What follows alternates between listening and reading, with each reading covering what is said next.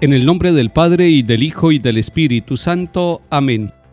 Bendito sea el Señor, Dios de Israel, porque ha visitado y redimido a su pueblo, suscitándonos una fuerza de salvación en la casa de David su siervo, según lo había predicho desde antiguo por boca de sus santos profetas. Es la salvación que nos libra de nuestros enemigos y de la mano de todos los que nos odian.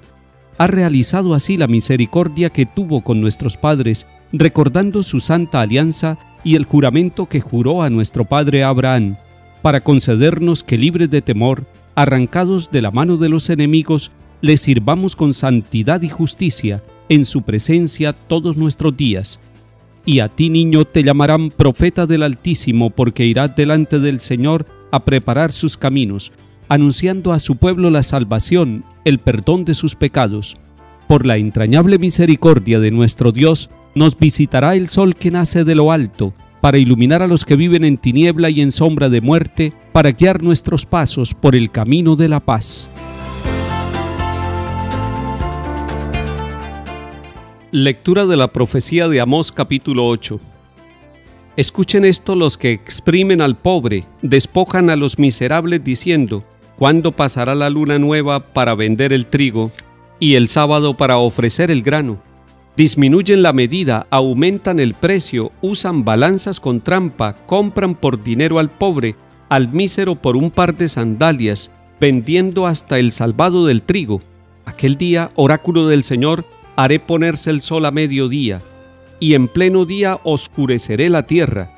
Cambiaré sus fiestas en luto, sus cantos en elegía, vestirá de saco toda cintura, quedará calva toda cabeza, y habrá un llanto como por el hijo único, y será el final como el día amargo.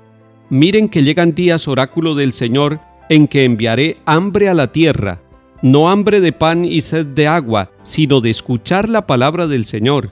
Irán vacilantes de oriente a occidente, de norte a sur, vagarán buscando la palabra del Señor y no la encontrarán. Palabra de Dios. Te alabamos, Señor. En estos días podemos leer al profeta Amós, y es necesario que nosotros tengamos contacto directo con la palabra de Dios. Leer un libro completo del Antiguo Testamento como este del profeta Amós nos hace pensar en esa misión profética tan importante en todos los tiempos de la humanidad. Y hoy el profeta Amós nos sigue diciendo algo muy actual. Le está denunciando al pueblo y a nosotros también que hemos puesto en primer lugar la economía y en segundo lugar la dignidad del ser humano. Y es al contrario. Primero debe ser el ser humano y la economía debe estar al servicio del ser humano. Pero aquí está diciendo: ustedes están haciendo trampa incluso con sus medidas, y todo con fines económicos. Aumentan el precio, usan balanzas con trampa, compran por dinero al pobre, es decir, están poniendo en primer lugar la riqueza económica y en segundo lugar al ser humano. Y esto ha pasado en muchas etapas de la humanidad, no solamente en nuestra etapa. Es cierto que el dinero es importante, es cierto que la economía tiene un sentido dentro del progreso de los pueblos y de nuestra vida, pero es más importante el ser humano. Por eso la profecía de Amós es tan actual. Él está diciendo que por dar ese desorden a nuestra vida, por cambiar esa manera de pensar y por poner en segundo lugar al ser humano, Dios también nos va a cambiar a nosotros la vida. Y dice: cambiaré sus fiestas en luto. Y no es una amenaza, es que eso es consecuencia del error de olvidarse de Dios y de poner en segundo lugar al ser humano y en primer lugar la economía. Cambiaré sus fiestas en luto. También dice el profeta que va a cambiar los cantos en elegía. ¿Qué es una elegía? Una elegía es un lamento, es decir, ellos van a pasar de la alegría aparente a la tristeza real. Pero lo más importante es lo que está diciendo el profeta. Miren que llegan días en que ustedes tendrán hambre, un hambre distinta, no un hambre del alimento material, del pan y de la comida, sino que tendrán hambre de escuchar la palabra del Señor. Eso lo está anunciando el profeta. Y en muchos pueblos ya está sucediendo, y en nuestros tiempos está sucediendo. En otras épocas de la historia también ha sucedido. El pueblo, después de que se equivoca, tiene un hambre, tiene un deseo, tiene un anhelo, buscar la palabra de Dios para alimentar su vida, porque encontrando la palabra encuentran el verdadero orden de la existencia. Pero dice el profeta, vagarán buscando la palabra del Señor y no la encontrarán.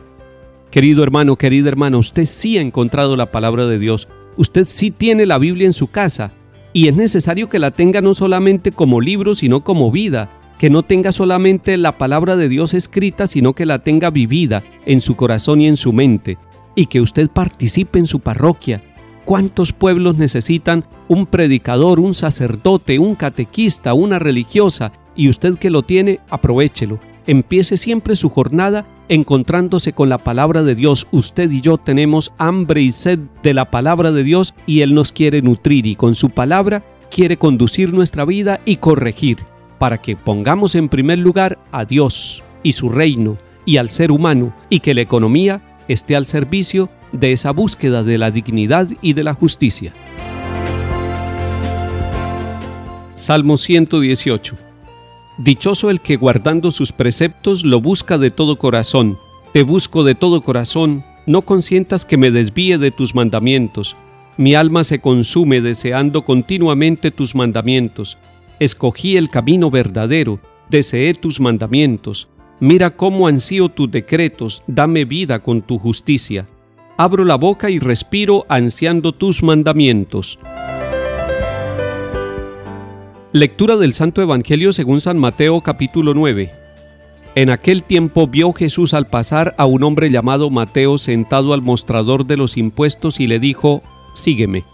Él se levantó y lo siguió. Y estando en la mesa en casa de Mateo, muchos publicanos y pecadores que habían acudido se sentaron con Jesús y sus discípulos. Los fariseos al verlo preguntaron a los discípulos, ¿cómo es que su maestro come con publicanos y pecadores? Jesús los oyó y dijo, no tienen necesidad de médico los sanos, sino los enfermos. Anden, aprendan lo que significa misericordia quiero y no sacrificios, que no he venido a llamar a los justos, sino a los pecadores. Palabra del Señor. Gloria a ti, Señor Jesús. Estamos en el capítulo 9 de San Mateo. La primera escena la vivimos ayer. Usted y yo contemplamos cómo Jesús sanaba desde dentro, desde el corazón, a un paralítico, que primero le quitó las parálisis del alma y luego le dijo, toma tu camilla y vete. Ese soy yo, ese es usted, ese es cada uno de nosotros. Pero hoy el capítulo 9 nos muestra otra escena bellísima. Pasa junto al sitio de trabajo del cobrador de impuestos llamado Leví. Y le dice, sígueme. Primero lo miró y se dio cuenta, él sabía que era un pecador. El cobrador de impuestos tenía la mala fama de ser un ladrón público. Nadie quiere al cobrador de impuestos. Y sin embargo Jesús lo mira con otros ojos. Qué interesante que nosotros aprendamos a mirar incluso nuestra propia vida y la vida de los otros con ojos de Jesús. Porque entonces no nos castigaremos a nosotros mismos, nos miraremos con misericordia. Y seremos capaces de mirar con misericordia a otro y no excluirlo, no rechazarlo, no condenarlo, quitar todo prejuicio de nuestra mente y de nuestro corazón. Seguramente alguien de la familia es mirado así con prejuicio. Seguramente alguien en el trabajo, incluso el jefe o la jefe de nuestras actividades los miramos con recelo. Mírelo con los ojos de Jesús, mírela con los ojos de Jesús.